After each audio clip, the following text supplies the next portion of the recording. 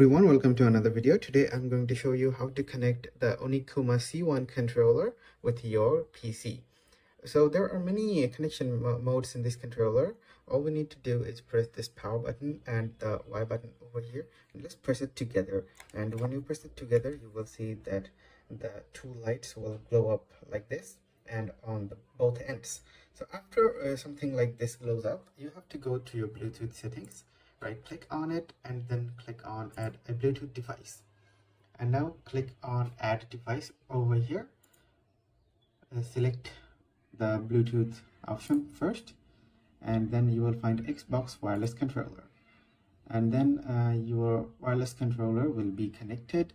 And in Onikuma C1, both the blinking lights will turn into solid lights, and all we need to do is click on done over here. Now let me open gamepad tester window here, and as you can see, my gamepad is kind of working here. And if I go to a game, and you'll be able to see here is the keyboard configuration, and if I press my gamepad, then it turns into gamepad buttons. So here's keyboard and gamepad. So guys, if you found this video helpful, please leave me a thumbs up and subscribe to my channel for more helpful videos like these.